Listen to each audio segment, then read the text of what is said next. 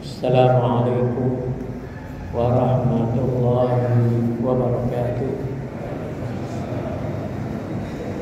Innal hamdalillah nahmaduhu wa nasta'inuhu wa nastaghfiruh wa na'udzu billahi min shururi anfusina wa min sayyiati a'malina.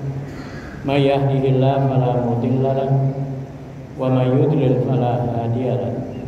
Asyhadu an la ilaha illallah wahdahu la syarika lah wa asyhadu anna Muhammadan abduhu wa rasuluh. Allahumma shalli wa sallim wa barik ala nabiyyina Muhammadin wa ala alihi wa sahbihi ajmain, amma ba'd. Fa subhanaka la ilma lana illa ma 'allamtana innaka antal alimul hakim. Waqad qala ta'ala fi kitabihil karim, a'udzu billahi minasy syaithanir rajim. Ya ayyuhalladzina amanu taqullaha haqqa tuqatih wa la tamutunna illa wa antum muslimun. Alhamdulillah, di malam ke-8 ini, malam ke-9, kita bersyukur kepada Allah atas segala nikmat dan karunia-Nya dengan meningkatkan ketakwaan, dan terus kita berusaha ikhlas dalam beribadah, karena dengan ikhlas kita akan merasakan ketenangan dalam hidup. Kita akan merasakan istiqrar, istiqomah dalam hidup kita. Adapun hubungan dengan manusia akan lebih baik karena ketergantungan kita hanya kepada Allah, dan ketergantungan kepada manusia kita dapat mengendalikan karena ikhlas. Orang yang ikhlas tidak ada hitung-hitungan perasaan, apalagi hitung-hitungan uang. Maka dari itu tingkatkan keikhlasan. Kemudian terus kita berusaha belajar dan belajar untuk agama kita, karena dengan belajar ibadah kita kian hari kian sempurna. Bulan Ramadan adalah bulan di mana kita melatih kesempurnaan Islam kita. Sebagaimana firman Allah dalam surat Al-Baqarah ayat 208, ya. Udkhulu fi silmi kafah wa la tattabi'u khutuwati syaitan innahu lakum aduwwum mubin. Coba di bulan Ramadan kita masuk ke dalam Islam secara totalitas. Bukan hanya ibadah rutinitas, sholat dan puasa, tapi dalam segala aktivitas kita harus Islam, tunduk, patuh, dan berserah diri sepenuhnya kepada Allah. Bukan hanya di dalam masjid, tapi begitu juga di luar masjid. Di pasar, di halte, di stasiun, di kantor, kita harus menunjukkan nikmat Islam kita. Maka nasihat pertama di bulan Ramadan, kita syukuri nikmat Islam kita dan kita aplikasikan dalam kehidupan 24 jam setiap hari di bulan Ramadan. Maka kita harus mohon kepada Allah nikmat kita menjadi muslim sampai kita wafat pun dalam keadaan muslim. Ya ayyuhalladzina amanu taqullaha haqqa tuqatih wa la tamutunna illa wa antum muslimun. Jadi jangan sampai di luar masjid kita tidak Islam.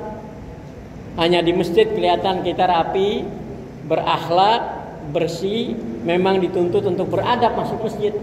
Tapi nanti di luar masjid juga demikian. Sehingga ketika kita kembali kepada Allah, kita kembali dalam keadaan muslim. Para sahabat Nabi itu terus berpegang keislamannya, bukan hanya di masjid, tapi di mana saja dia berada. Abdullah bin Umar bin Al-Khattab ketika tawaf mengelilingi Ka'bah itu membaca doa, Allahumma inni as'aluka kama hadaitani ilal Islam an la tanzi'ahu minni hatta tumitani wa ana muslim. Ini sahabat yang masih kecil bersama Rasul. Hijrah umurnya baru 3 atau 4 tahun, berangkat ke Madinah dari Mekah. Maka doanya, ya Allah, sungguhnya aku mohon kepadamu sebagaimana engkau telah memberikan hidayah aku kepada Islam, janganlah engkau cabut dari aku keislamanku sehingga engkau matikan aku dan aku dalam keadaan muslim. Ini yang husnul khotimah. Ketika kita sakit dalam keadaan musibah apapun, kita dalam keadaan tunduk patuh berserah diri kepada Allah. Kemudian yang kedua, kita harus banyak istighfar. Kalau ibadah kita tidak ada perubahan, berarti masih banyak dosa kita yang belum dihapus oleh Allah. Maka kita sambut Ramadan dengan banyak istighfar, kemudian inabah, kembali kepada Allah, taubat atas kesalahan-kesalahan kita, kelalaian-kelalaian kita di tahun lalu sebelum Ramadan, kita mohon diampuni oleh Allah.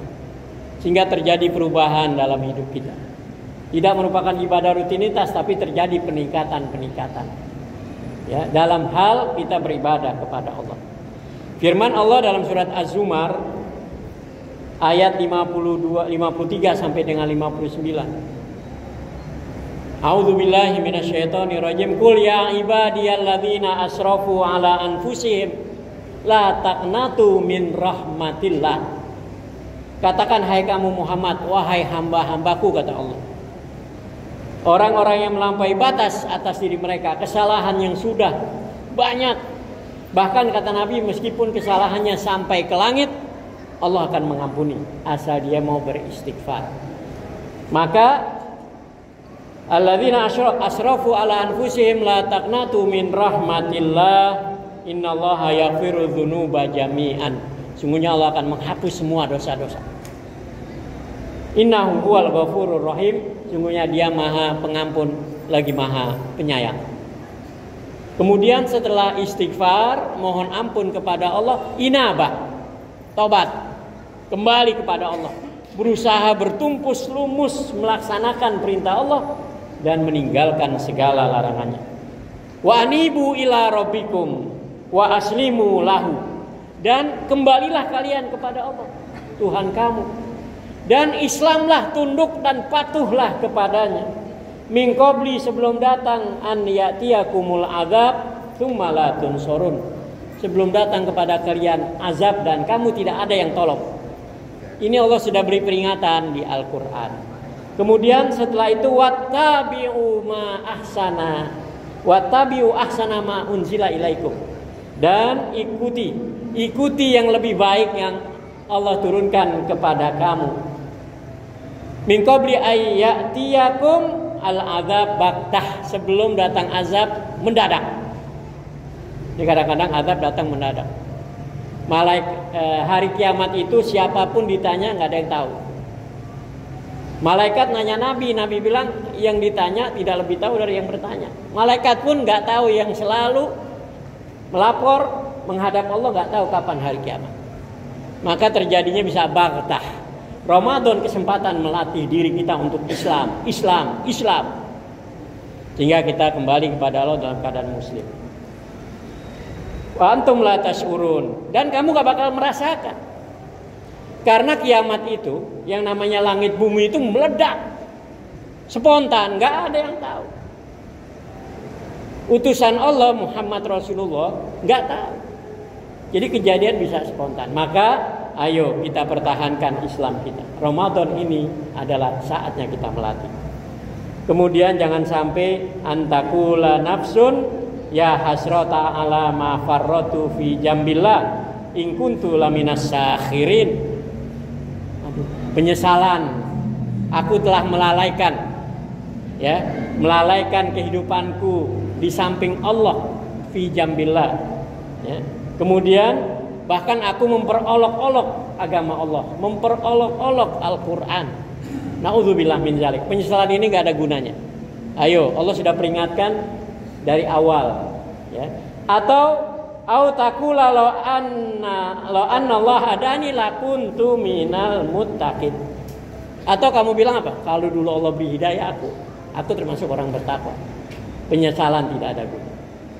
Au taqula hina taral azab law anna li karratan la akuna fa akuna minal muhsinin. Atau kalau Allah beri kehidupan sekali lagi aja, aku mau jadi orang baik. Ini kesempatan masih ada, kita ketemu Ramadan.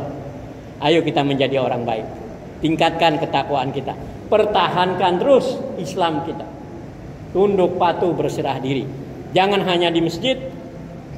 Di luar masjid pun kita tetap tunduk patuh kepada Allah Subhanahu wa taala.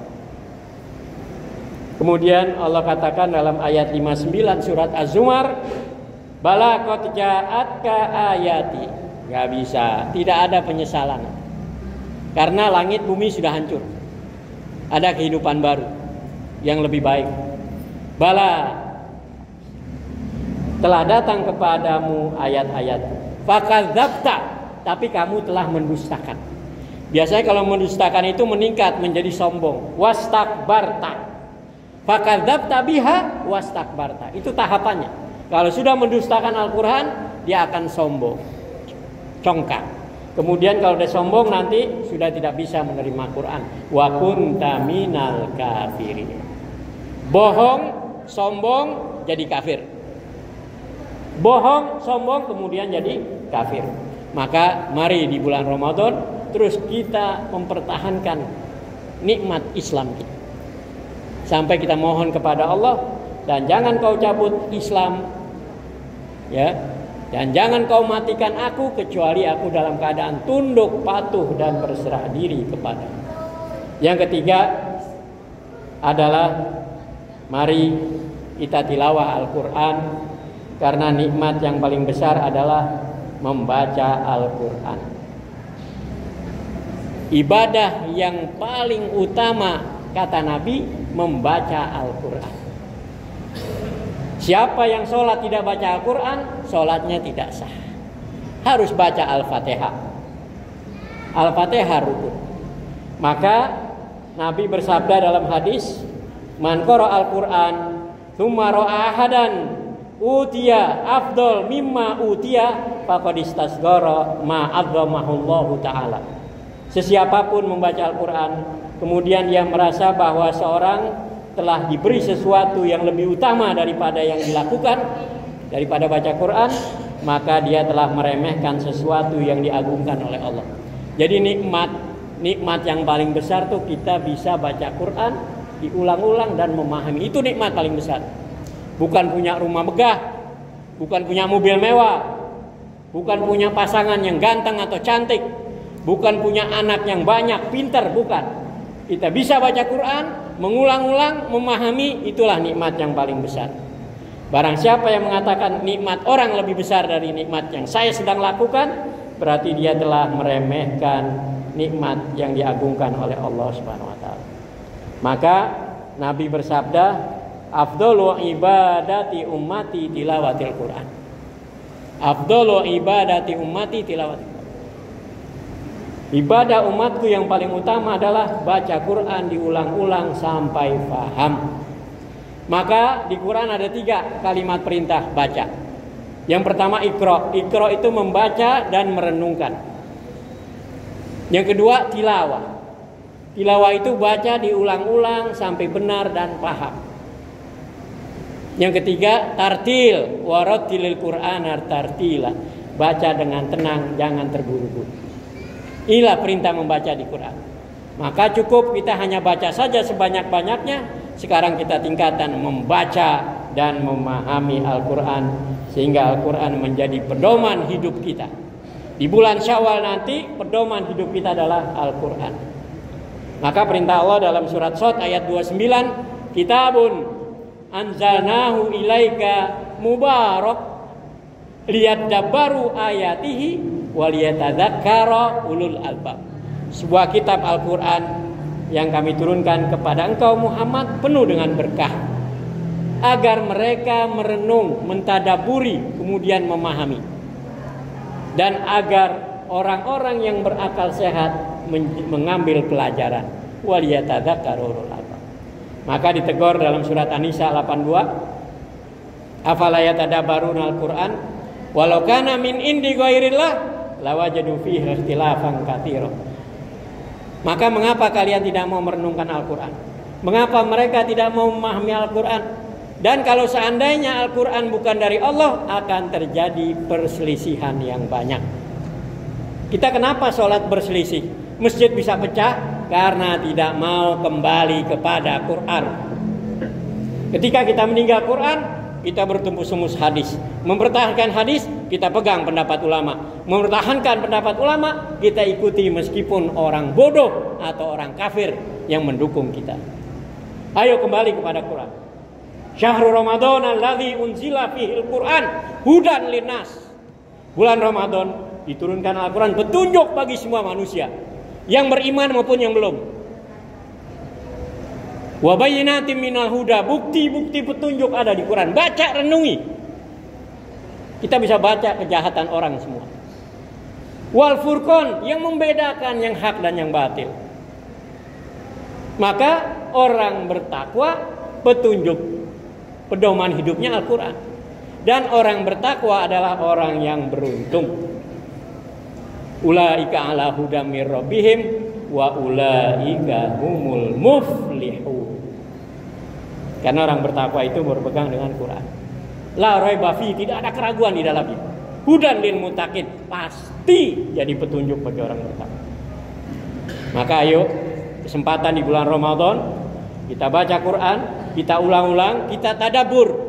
Tujuannya bukan dibaca saja, tapi difahami. Karena ini petunjuk yang benar dalam kehidupan kita. Dalam surat Muhammad ayat 24, Allah juga memberi peringatan, afala yatadabbarunal Qur'an am ala qulubin aghfaluha.